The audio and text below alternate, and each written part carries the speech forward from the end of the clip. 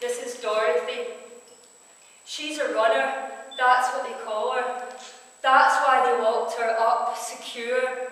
So insecure she runs through every door.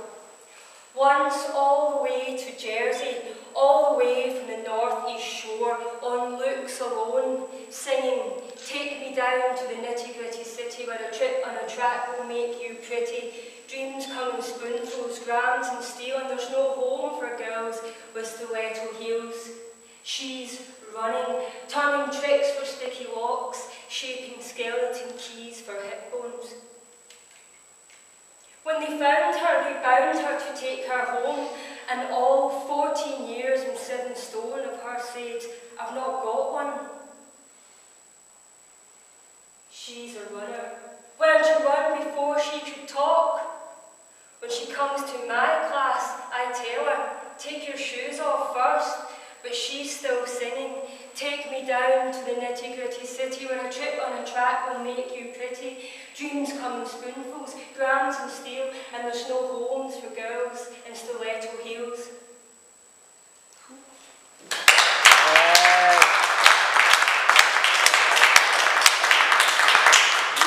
So we did the writing marathon on Saturday, and it was absolutely excellent. Totally recommend it to anyone.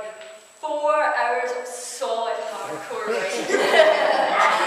So it was really excellent. So if you ever see anything about like that, go and do it. It's really fun.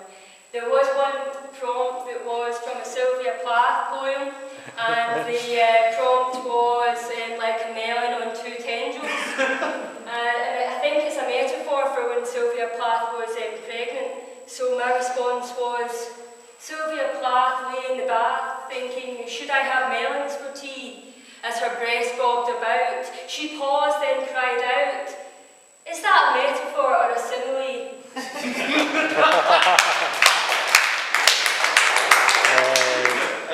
So this is one that came out of the writing workshop on Saturday. I teach children with emotional behavioural disorders, special educational needs, children that go through extremely frustrating situations. So this came from Saturday's writing, but this is from the voice of one of my pupils. They tell me what they want to tell me. Them social workers and foster carers, them teachers, filling out lines on their pages, ticking boxes, talking about me in whispers. Then they tell me what they want to tell me, thinking I won't understand the big words, thinking I won't understand the little words, telling me everything's going to be all right. They never ask me about how I feel. They never remember that in them little boxes, on those pages they tick and file, that's my life, but they never ask me about how I feel. They add up the damage like I am a difficult maths problem. They add up the cost of me, and they tell me I'm not just a number, and I tell them that I know I am more than the sum of their funding, but they just tell me what they want to tell me. Them doctors and police officers, them yacht workers and respite mothers that add me up like I am a difficult maths problem.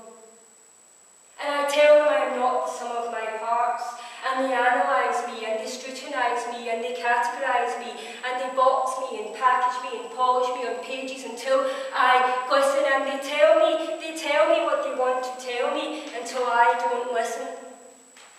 Hey.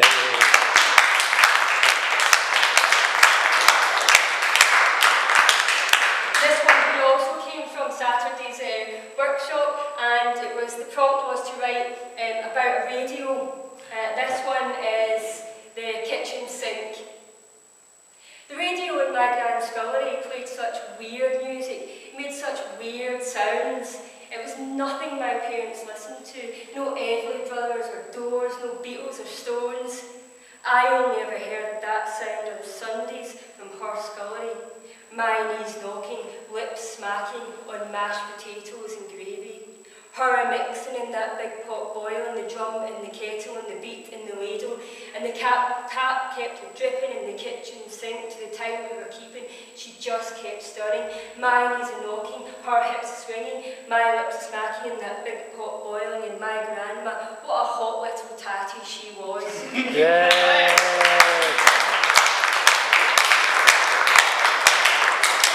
I'll do one more. This didn't come from the workshop, but came from just being inspired by writing a lot recently, because someone said to me, "You've been writing a lot recently," and I was like, well, yeah, because the rest of the year I have to teach and I love it really. And so this is a really good time of the year for me to write. It's when it all sort of comes out, you know, it flows out all at once.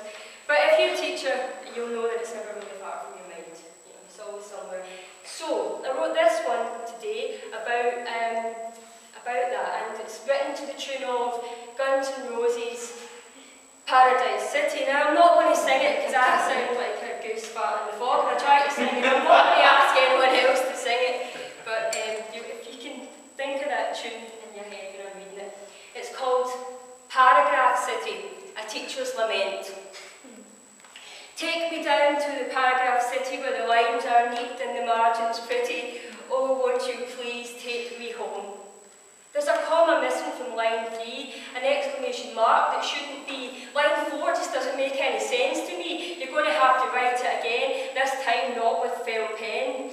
Sentence structure is such a pain, the punctuate's appalling, the spelling's the same. The only thing I can read on this page is your name, but you forgot to use a capital letter again. Oh, take me down to the paragraph city where the lines are neat and the margins pretty. Oh, won't you please take me home? So sit in your chair and pay attention. Don't make me give you another detention. Your name's on my list, you're in my book. I've even written it with a capital letter. Look! Oh, take me down to the paragraph city where the lines are neat and the margins pretty.